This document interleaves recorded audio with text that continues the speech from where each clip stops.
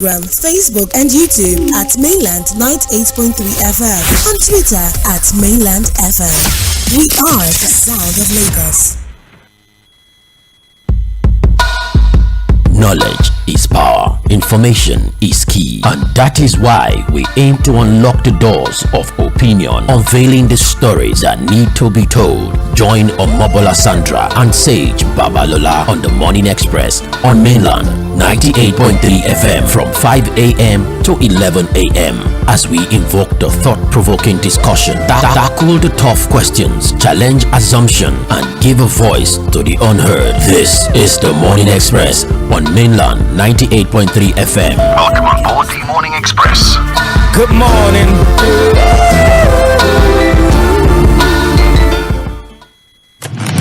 You are listening to the Morning Express on Mainland 98.3 FM. Good morning.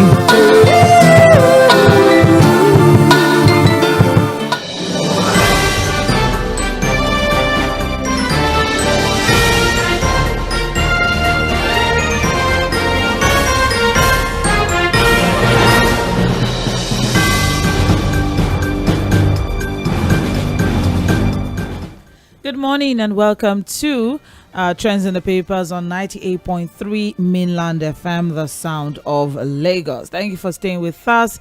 This is today's February 9th, 2024. It's been quite an interesting week for us here, having so many topics of areas of conversations, and always trust us to bring you up to speed as regards what is going on in and around the country. Yes, it's time for Trends in the Papers, where we'll be looking through the major trending stories on the front pages of our dailies, and we have our papers here with us. My name is Omobola Sandra. I will not be doing this alone. Of course, Fuad Sahid will be joining in any moment from now, so not to worry. But then we'll be doing this up until 8:30, looking through major stories, and then we'll take a short break, and we are back by 8:40 for Mainland Focus. That's the part where we select two or more major stories off the front pages of the dailies, and then we put some spotlight on it for you to join the conversation. All right.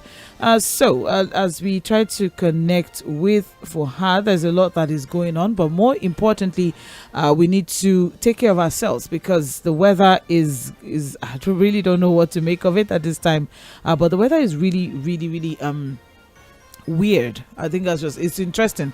Let's put it that way. So please cover up, take care of yourself. If you can also make use of some nose protection as well. You can use your nose mask as well, and have your your ointments and your menthols close to you.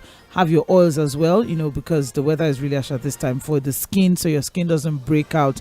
It's just very important things that you should take into consideration as you move on in this weather. The weather is I don't know, it's just really funny at this time, especially early in the mornings up until about 11 a.m. It's really harsh, especially for kids when they're going to school. Let's ensure that we make sure that they're properly oiled, and they stay hydrated as well. Always have a bottle of water with you. Try to take some water. And some people also go even further to have the supplements in their water. But if you can't have supplements in your water, just ensure that you have a bottle of water with you at all times. You need to stay hydrated. The weather is very interesting at this time, so please take care of yourself. Good morning, Fuad. How are you doing?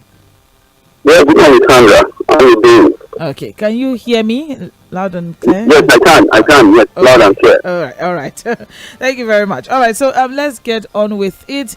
We have our papers here, so we'll just go straight into it. But Fuad, just before we move on, there's no global view today, but I don't know if you followed the Supreme Court's pronouncement yesterday in the US. Things are looking interesting for Trump. It may seem like he may actually get away or get off the clause of the justice system.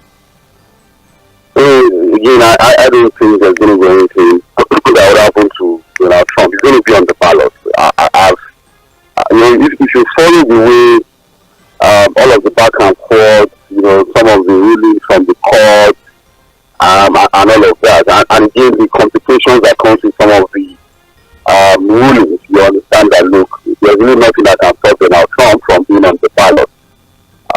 whether we win the election is another conversation entirely. But I think, like I've always said, I will maybe see the return of Donald Trump to the White House in the US. I don't think any judicial process will stop him.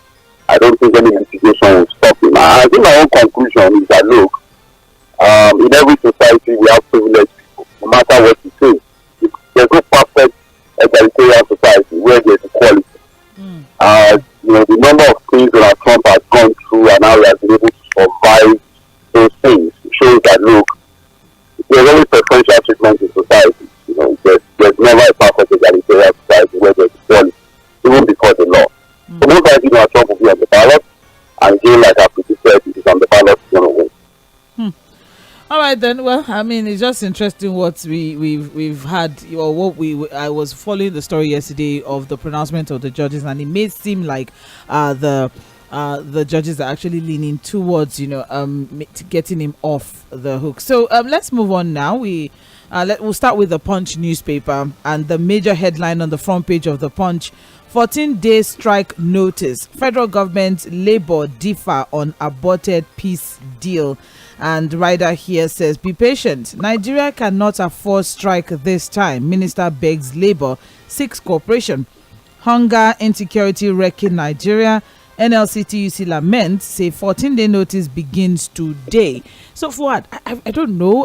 So the labor union, or the labor unions, or organized labor, are saying that there's an agreement. There's a 16-point agreement that was had on October 2nd, 2023, and that failure of the government to implement these, one of which, of course, we know all of these agreements. One of which is the 35,000 naira. Wage award, thank you, because I know it's not minimum wage. 35 naira wage award, and also some other things, and especially with the biting hardship on Nigerians at this time. I don't know. What do you think as regard? We've always talked about strike action as regards labor. What do you think of this 14-day strike notice? Well, again, we've had this conversation several times whether. A strike action is the best way to get the government to do the right thing. But sometimes when people begin to question, the idea of going on the strike, I'm always like, what else do you want the labor to do? The labor movement. That's the only potent tool they have, the most potent tool. Sorry, there are other tools, but for any organized labor, the most potent tool they have is to down tools. If you understand what I'm saying. That's the most potent tool any organization in the world has. We will down to. You understand what I'm saying? I'm with you. So, because the other one is to say, okay, there's a protest, or maybe there's a picketing of offices. You understand what I'm saying? But when you talk about organized labor anywhere in the world, the most potent tool they have is to down to, which is to go on strike. All right. And so, again, it's difficult for me now to force Labour's decision to want to go on strike again, to force the government to implement this understanding, this memorandum of understanding they had as far back as October. And it was early October, it was not even late October. So you can see October, November, December, 3 months. It's almost 5 months now. And those things have not been implemented. The ones that have been implemented have only been implemented partially, like the wage award. Well, the federal government on Thursday has disagreed with organized labor on its threats to declare a nationwide strike in the next 14 days over the alleged failure of the government to implement the memorandum of understanding reached with the Nigeria Labour Congress and the Trade Union Congress in October 2023. So, Minister of Information and National Orientation Mohammed Idris asked the unions to exercise restraint and allow the government to address their grievances. He said, and I quote, "We are calling on Labour to exercise sorry about that. Okay, yes. We are calling on Labour to exercise patience. We'll look at the grey area. Let them come and speak with us in the interest of our nation. We cannot afford to go on strike at this time. So we call on them, and we're always ready to partner Labour for the progress and development of our country." So what is your thought as regards the response of the federal government to the proposed, or the strike notice, the 14-day strike notice? Well, this narrative of, we cannot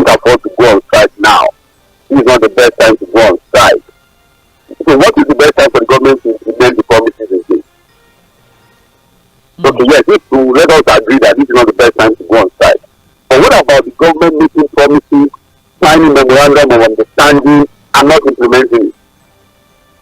You don't understand what I'm saying. Yes, I'm with you. So what they expect Labour to do is just hold their hands and continue to watch government. I was also listening to the speaker yesterday. The speaker of the House of Reps. Oh yes, he also had something to say as regards the I will take it together. I would like to take the statement to what he said.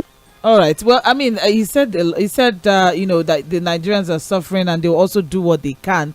They are also, or they share in the pain. I think that was the the liner, you know, for a lot of people that yes, that they also share in the pain. That they share in our pain, and that, you know, they're ready to do what they can, you know, for the people. Sandra, remember that when this 10th assembly was constituted, inaugurated, the first thing they got was to get the 70 billion that went to them. They sorted themselves out first. Sandra. Yes.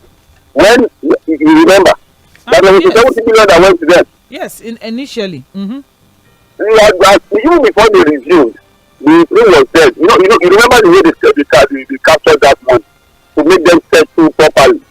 People doing their electricity duty. Yeah. You don't understand, Sandra. They got that. And as they were getting that, they were getting emails in their alerts in their emails or how the people there. And at the same time, they got their SUVs, have you? Yes. 160 million worth of SUVs each. Yeah. Sorry? No, I'm saying 160 million worth of SUVs each. Yes. So they got all these things, they sorted themselves out first. Whereas as they are sorting themselves out, like I said on the show yesterday, Sandra, the governors are also getting enough money to share. Consistently now, back to back, they've been sharing about ₦1 trillion amongst themselves. So the governors have enough money, the politicians have sorted themselves out, they are still getting their humongous allowances, and everything is normal for them. So the only thing they keep coming up with all of this rhetoric, not these beautiful speeches and rhetoric, what you call headliners. Oh, be patient, we are working very hard. That was why I told you to go and read that story, that poem by Ribalu, Building the Nation. That's what you get from people who think that, oh, you can only come up on radio or you come up on, to tell people to be patient. For how long? Well, I told you that there was even a speech of the president as far back as August. The CNG buses, the money for MSMEs, the money for the manufacturing sector. This is not the first time we are declaring emergency on food shortage in the country. We will declare emergency. Now, the conversation is that we are opening up the National Grain Reserve. So all of this rhetoric does not matter to the ordinary people. What matters to them is that, look, they want a situation where their life can be better. They want a situation where their money is valuable enough to be able to take care of them. And I'm saying that there's even no food shortage in the country, Sandra. It's not as if there's no food, though. What is not available is the money to buy the food. Because the naira is becoming worthless on a daily basis. That's the issue they should address. And even simple things. Yesterday, a federal government worker called one of our shows and said that, look, we have not even been paid January salary. Yes. Before we even talk about when you are coming to pay the main pay, how would the extra come? Yeah. Well, Father, thank you very much. So, among other things, just as we've highlighted, I mean, there's a lot that Labour is expecting from the federal government. The government agreed to pay 35,000 naira to all federal workers beginning last September, when a new minimum wage, when a new national minimum wage will be signed into law. The resolution provided that the wage award will be paid to federal workers for 6 months, while states were encouraged to extend the same benefit. But then, let's also not forget that the federal government also pledged to provide 100 CNG buses, compressed natural gas buses, nationwide to ease the high cost of transportation. I don't know. I really don't know. Where are the CNG buses? I don't know about the CNG buses. Maybe it's in some states. This is we all had. This is a thing that was announced as far back as August, September last year. And signed with the Labour as early as October. Anyways, Labour is saying that majority of these crucial agreements remain unmet or negligibly addressed, indicating a blatant disregard for the principles of good faith, welfare and rights of Nigerian workers and Nigerians. And from wage awards, palliative adjustments, improved access to public facilities. There's just a lot. There's just a lot for us to look at now. I mean, it's I don't know whether or not the strike will go on ahead. I mean, the federal government has said this is not the time for a strike action, and whether the federal government will do something. So it is the time for government to continue to have agreements without implementing them. It is not the time for strike. It is the time for what? Dialogue. It is the time for them to sort themselves out and leave Nigerians, the majority of Nigerians, to continue to suffer. I said they sorted themselves out. I know one thing, they sorted themselves out.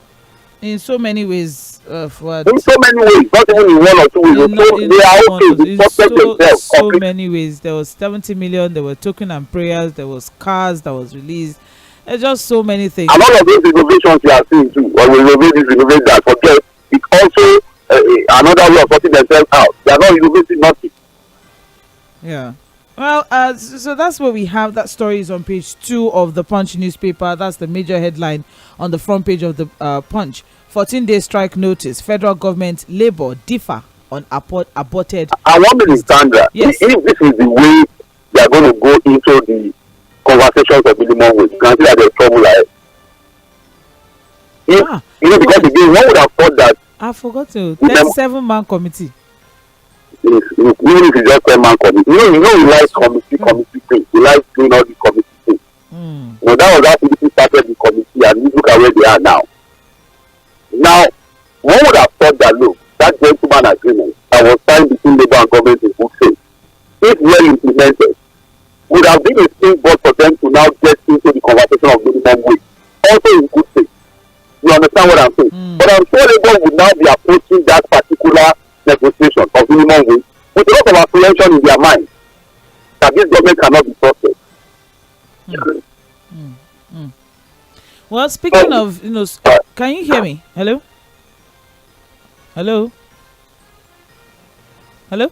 Okay. Fuad, not to worry, just. Oh, please, you have to repeat yourself. We lost you for a minute there.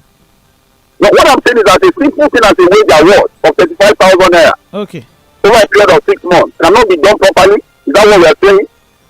I think we have a problem with implementation in this part of this world. I don't know. Because Sandra, a lot of times when we do these things, it is just about tension, create headlines, and get the people excited. We are not really intentional and committed to implementing those things.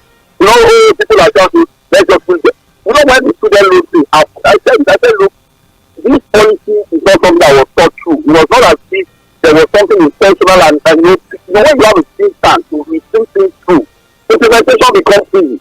But when you do things to just excite the people, to make the headline, that's what you get. Implementation becomes a problem.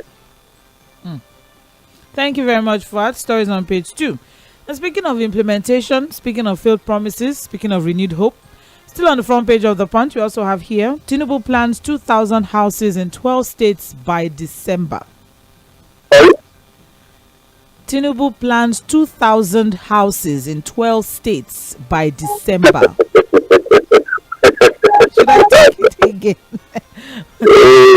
So what we... Should I take a bet I do not have? Which is Zanda? Let your hope be renewed. What? That one I can take a bet on this one. You want to covet? Let's have the story. Can you hear me clearly, Fuad?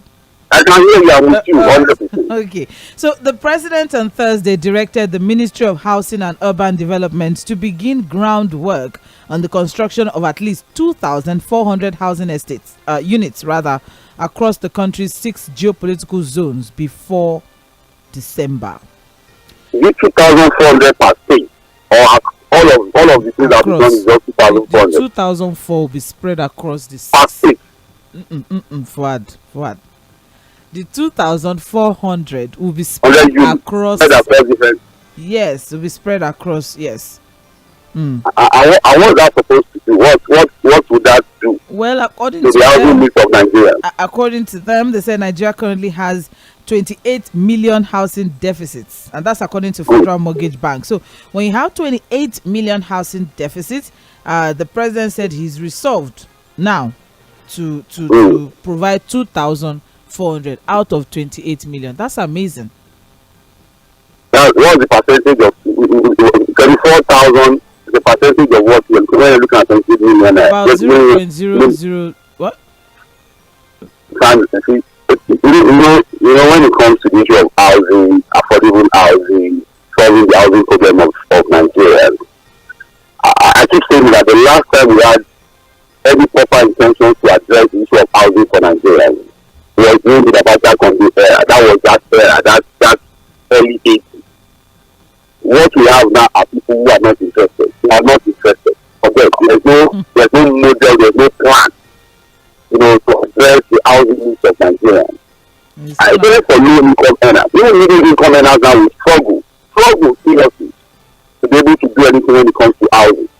And so this idea of government thinking that we will just do some housing business across different states and all of that, people are giving advice, they're giving a lot of work to do that the government can work with.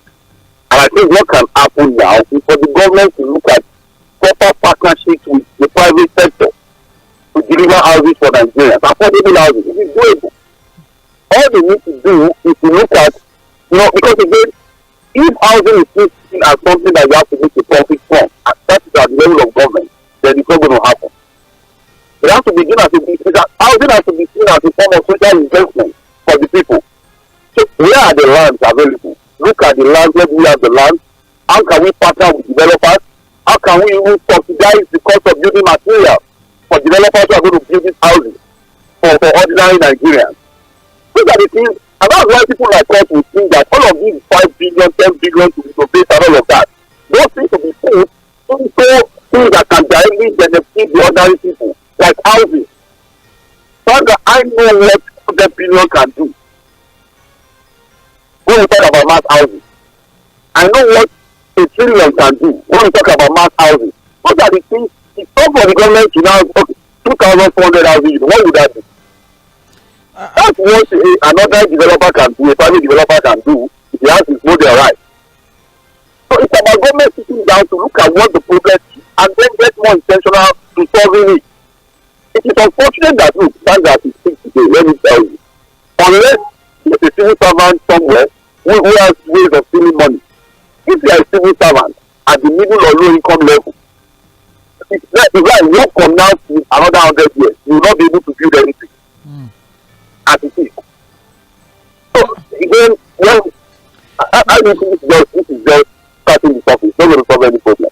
The housing problem of Nigeria can be resolved if the government is more intentional about it, and that's to look at proper private partnerships, whereas they look at subsidizing the cost of building materials and making land available to really make it affordable for their people, and then look at a proper mortgage system that allows workers to pay, you know, with most likely 6% or 5% single digit interest rate over a very long period of time. The things are there. The models are there that they can look into if they are really interested in fixing the problem. All right. Thank you very much, Fuad. I don't know whether or not we're looking forward to this, but I mean, just recently there was the groundbreaking of the 3,112 housing units Renewed Hope City in Karsansa in Abuja. So with you don't like making headlines. Renewed Hope City. No, this one now is Renewed Hope Estates. The 2,000 in where? The ones in the 12 geopolitical zones. Sorry, 12 states. 12 states. I just said 12 states in 6 geopolitical zones. That's 2 states per geopolitical zone. Will be having Renewed Hope Estates, and the Federal Ministry of Housing and Urban Development has already awarded contracts for the construction of these 2,000 housing units. And in this regard, the minister is to proceed with the groundbreaking ceremony in the 12 locations, and the estates must be completed before the end of 2024. That's coming from the president. What? I don't know, because I know that you took your time to go through our national budget for the whole of like almost 2 weeks. So I don't know. What was this captured in it? Is it or? Well, maybe this will come from the budget of the Ministry of Housing. But, maybe working again with the federal money back. That's interesting. But again, the issue will now come. Another issue that we now start to talk about. If let us even assume that they now build this house, what will be the eligibility criteria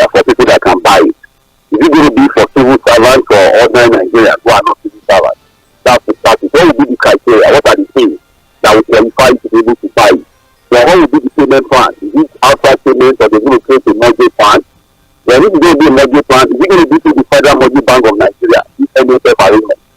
Because again, that NHF arrangement is causing a lot of problems.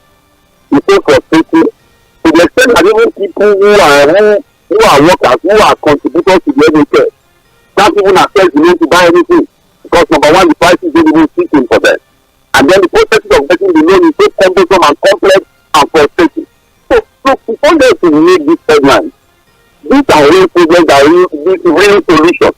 People who can bring in experts to sit down, dissect the problem, and come up with workable solutions. All of this is of housing is not just to make headlines or review those things. It's all this program now has to stop. We need to see people in government get serious about fixing this problem. And forget all of this programming and scratching the surface and make that approach to critical issues of faith. We have started the new housing estate now, whereas the real issues are there for them to solve.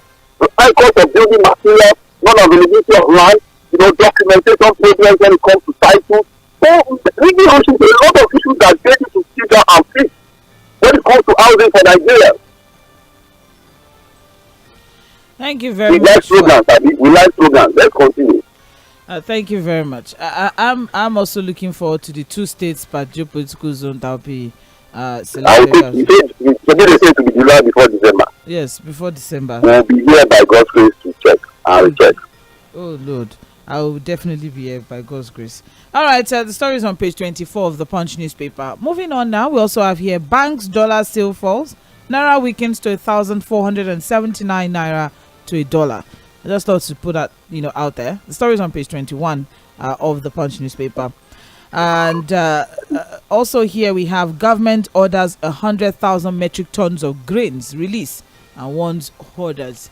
That one is on page 12 of the Punch newspaper. So just very quickly, what we have from this report is that as a temporary response to the nation's growing food crisis and the rising price of commodities, the president on Thursday ordered the immediate release of more than 102,000 metric tons of various grain types from the Strategic Reserve and the Rice Millers Association of Nigeria.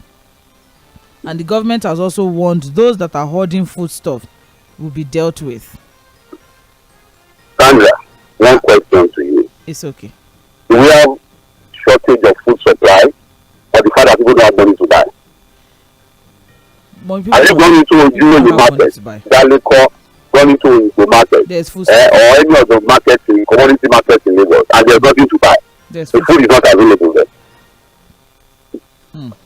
You don't understand what I'm saying, Sandra. No, I'm with you because Tajudeen Abbas, the Speaker of the House yesterday, said that we're tackling food shortage in Nigeria, and to tackle food shortage, we're going to be opening the National Food Reserve and all of that. And I was a little bit bewildered. I'm like, food shortage. There's no shortage. The food is there now. Go to the market. Everything is available. People don't have money to buy food. They don't have money to buy, and when they have the money is worthless. You can't even buy anything. That's what I'm saying now. You can see how people deliberately deflect on the real issue and then begin to scratch the surface. What reserve? You put the grain in the market. How are you going to sell it? Are you giving it for free? You don't understand what I'm saying. Instead of them to sit down and address the free fall of the naira, the evaluation that is coming with the naira, the fact that the naira is becoming worthless on a daily basis, and see how to fix that. The food is available, yes, and I know what I'm saying. It is that it is too expensive, and the fact that people don't even have the money to buy. That is the problem that they have to now find a way to fix. And this is not the first time the government is announcing to us that they are going to open the National Grain Reserve or all the reserves. Remember that it happened last year too, where it was announced that they are going to open the reserve, strategic reserve to the everything happen. Well, Fuad, I'm also, as they're saying, this is a temporary response. So in the long term, what would be the solution going forward for people? Because I think we've already established the fact that guys, there is food, but people can't afford. I think that was the essence of the protest in Niger State that happened in Minna. High cost of living. That was what they were protesting. The fact that food prices have skyrocketed.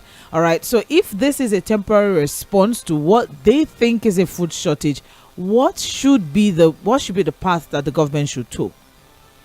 Sandra, we provide solution number one: security. Our farmers should be able to go back to their farms. That's one big issue we're talking about here. Security. Fix the security problem, in the country, so that the farmers can go back to farm. Number two, look, one of our callers, I think it's from Yobe State or Kebbi State, I said that, look, apart from even the issue of security, the cost of having to now even run your farms have gone up because of the price of EMS. They have to run their plants and machinery. Diesel costs have gone through the roof. Because it is only in Lagos, Sandra, that you are buying at 569, 600 naira or 610 per litre. In some far northern areas where these farms are, they buy at 600, 900 naira per litre. They also talk about the fact that, look, there are a lot of things they need to import. There's even no fertilizer. There's a struggle with fertilizer as we speak. And then the other one is to also look at the free fall of the naira. Whether we like it or not, the currency is becoming worthless. And so what you can buy has become extremely difficult. So it's not just to say about food shortage. Even though themselves there's no shortage anywhere. Even though we are expecting that, look, our farmers should be able to produce more. But it's about addressing the fact that, look, even when people have money, it cannot really buy you anything. Things have become too expensive. And the two policies that have led to this thing, number one is the removal of subsidies that short the cost of living astronomically. We need to look at that and probably rework this policy of subsidy removal. The other one is even the crisis of dollars. Because at the end of the day, even if you're a local farmer, you still have to go to the market to buy something that are imported and it becomes too expensive. So you factor in all of those things in the price of your own goods. So it's all intertwined, and it's not just saying that you want to release grains. After that, what will then happen? So long term, we need to fix the real issues causing all of these things: insecurity, the dollar crisis, the high cost of living, and then the continued depreciation of the value of the naira. Those are the real issues that the government now has to find a way to tackle. Thank you very much. Well, as it is now, divulging arrangements agreed upon at the final session, the Minister of Information said the first one is that the Ministry of Agriculture and Food Security has been directed to release about 42,000 metric tons of maize, millet, gari, and other commodities in their strategic reserve. They have gari in stock. Do they stock gari? That's what they said here. That's the first phase. Maize, millet, gari, and other commodities. You know that people are even questioning whether we have any reserve. I'm surprised. Don't blame people who come up with some of these conspiracies. They don't even have a reserve. They have. It's okay. They have.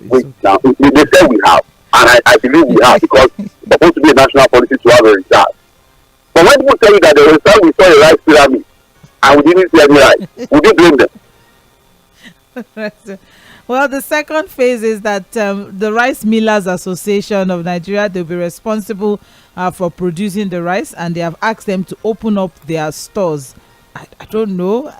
They're not supposed to. Would they pay them for it? What exactly is the pay? So, are they saying the rice millers are hoarding?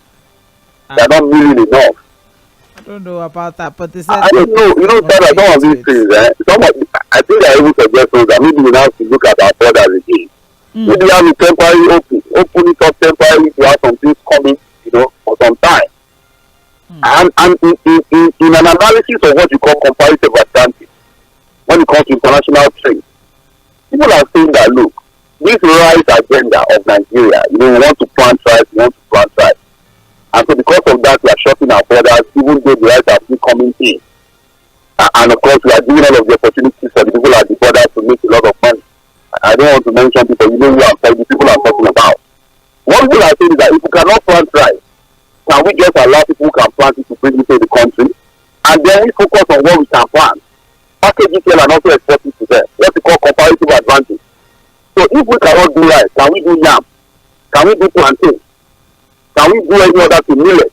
So when we get rice from them, it's easier for dry food produce. When you now start having all those other ones, their shelf life is not very long.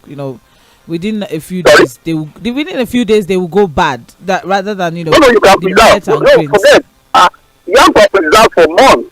It's about use proper storage and preservation. And it's not only yam I'm even talking about. You can do millet, you can do maize. If that's what we have the capacity to do, we can do that and find a way to package this soil properly and also export it to people. All right. Well, but this rice agenda for me, I don't know whether we have the capacity to do it. Okay. We've been talking about rice. We did anchor borrowers, but nothing has come up. Thank you very much, Fuad. The story is on page 12 of the Punch newspaper. This is Mainland 98.3 FM. You're listening to Trends in the Papers, and we are moving on now very quickly to the Guardian newspaper. Time check is 15 minutes gone past 8 at this time now.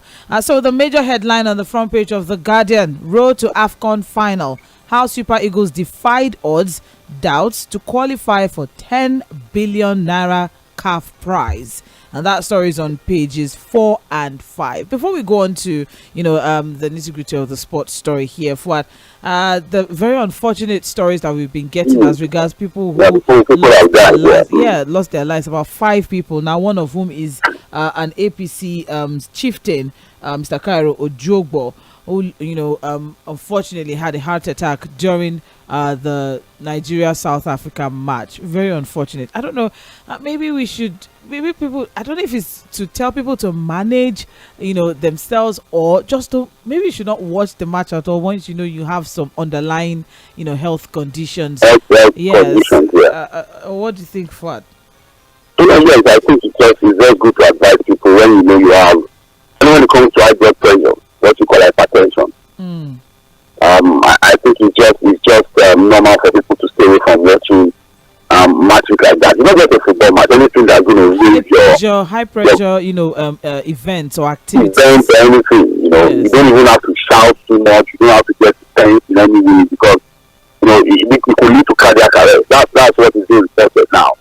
That most of these rates are coming from cardiac arrest and all of those kinds of things. Very unfortunate because again, this is supposed to be something that's supposed to bring some happiness to Nigerians, and we're supposed to celebrate, not to now talk about people dying for what is supposed to be a happy moment for Nigeria.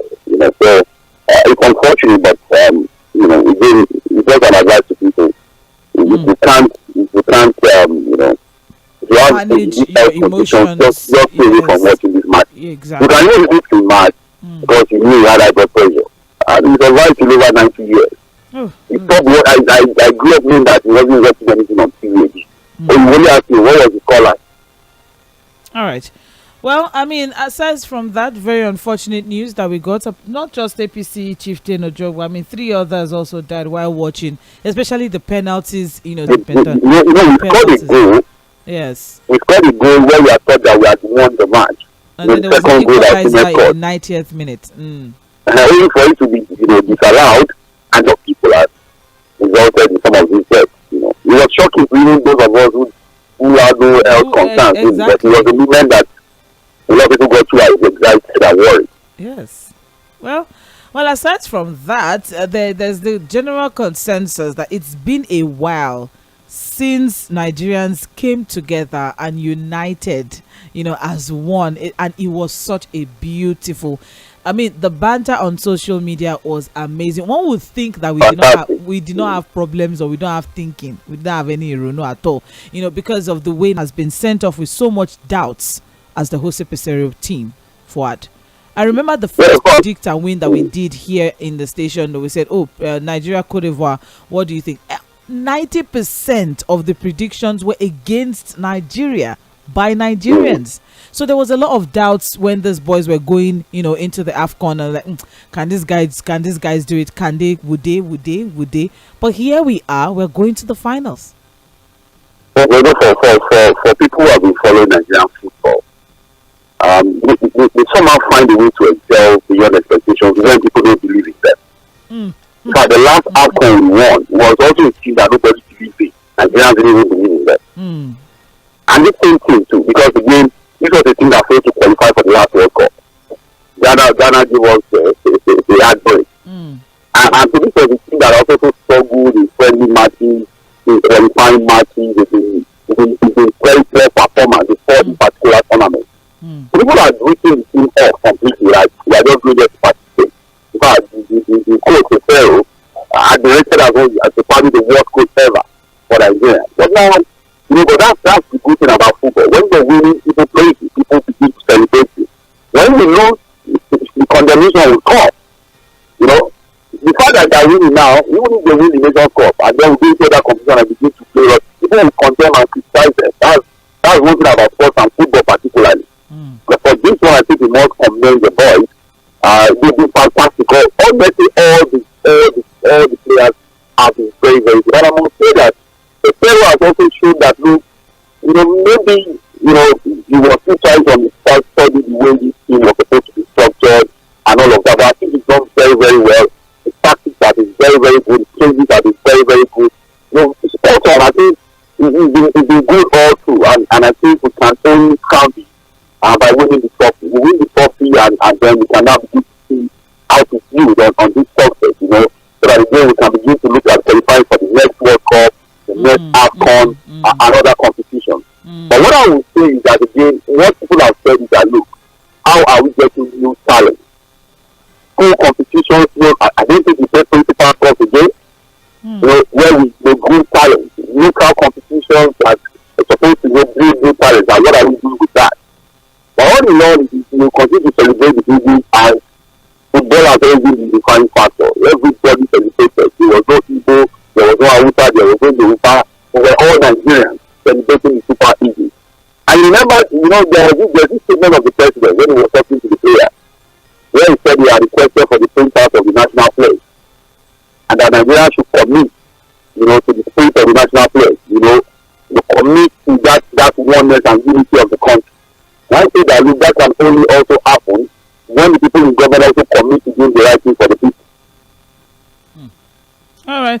Thank you very much. I mean, also to put that out there, some individual performances. We have Victor Osimhen, William Troost-Ekong, Stanley Nwabali, Super Eagles goalkeeper, who also happens to be the man of the moment. Man of the moment at this time now.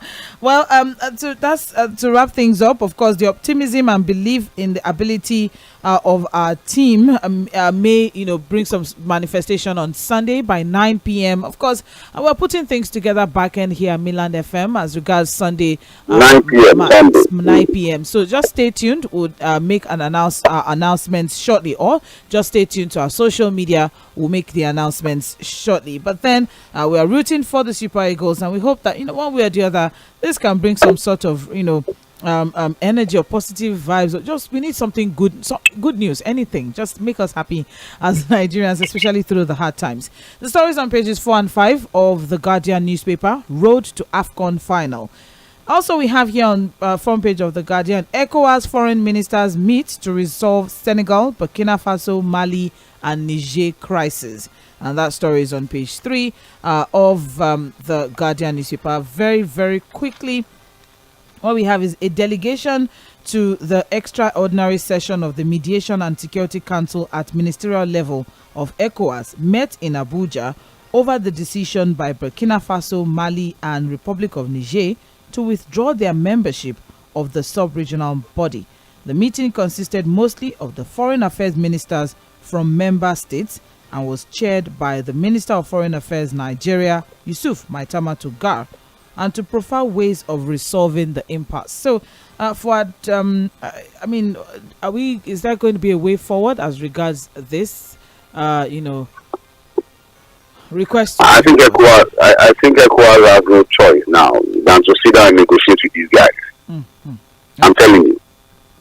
Because the sanctions have not worked. The threats have not worked. It isn't making matters worse. You understand what I'm saying? And for people who think that, look, the pulling out of these 3 countries from ECOWAS has no real implications for Nigeria and some other countries. No. When you talk about regional security, everybody must be into it. Everybody must commit to it. Because there's what is called shared intelligence. If something is going to happen somewhere and somebody picks information, they share the information with you. But when they isolate themselves, they just look at you and you become vulnerable. So it is important for apart from the economic implications for the West African sub-region, there's also the security concerns that comes with these three countries pulling out. And these are very volatile countries that are battling extremists and all manner of insurgency. So it has to be a collective thing to fight insecurity. So it's always, sometimes there's a regional collective effort to do these things. And I think that now that the sanctions have not worked, and all of the threats have not worked, this is the time for ECOWAS and the leadership of ECOWAS to find a way, to sit down, negotiate with these guys, and see how we can come up, maybe with a transition period for them to transit into a democratic system of government again. All right. Thank you very much, Fuad. I mean, the region, ECOWAS, that's where West African region has been in spotlight for quite a lot of wrong reasons in recent times, especially with military coup in Burkina Faso, Mali and Niger, and also now their eventual threats to withdraw their membership. So hopefully ECOWAS would be able to, put some two and two. And Sandra, that's why we're begging Macky Sall of Senegal not to cause problem in that country. It's true. Even though Senegal is also having its own issues at the moment. The man is trying to now, a country that never witnessed any military coup is being, in fact, it's seen as the most successful democracy in West Africa.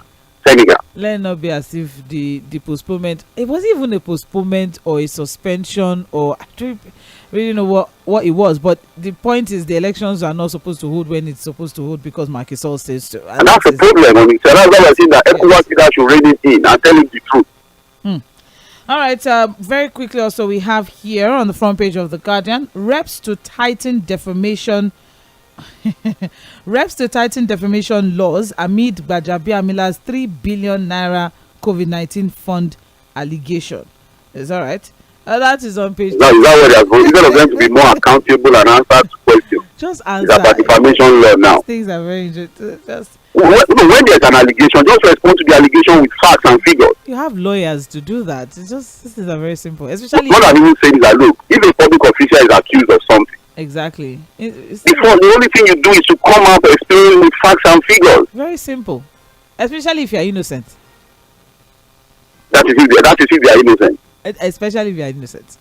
Just this is a very simple. But the reps are looking to tighten defamation laws. I mean, and I'm also a little bit curious as regards what they would now term as defamation, because when you put allegations out there, if I put something out there, if the person also has evidence and all of that, it's left for you to come and counter what I have said. But then it's not. I really don't know how the reps will now term or determine what a defamation, statement or what defamation will now be. I hope they will not come up with clauses that will now continue to gag the people from talking. Exactly, because look at Senator Elisha Abu. Said something recently, and the INEC has responded that okay, is that or no? Well, I mean, their response is also interesting. They said it's either you apologize or you face or go to court or something like that. That was the response that he got for his own. But I mean, people can come and talk, but the response is I guess basically major is just respond with facts and figures, and that's all the problem.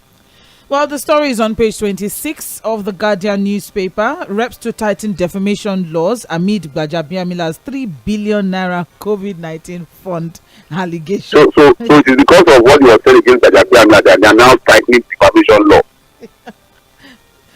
Oh no, not because someone was wrongfully slandered and the person probably committed suicide, unfortunately, due to slander or defamation. It was that singular thing. That's only that one that is now making them to now begin to write defamation law again. Women farmers deny receiving 15 trillion naira agric intervention. That's on page 7. They said, please help us, Egbawa. And also we have here Fashola wants constitution. Fashola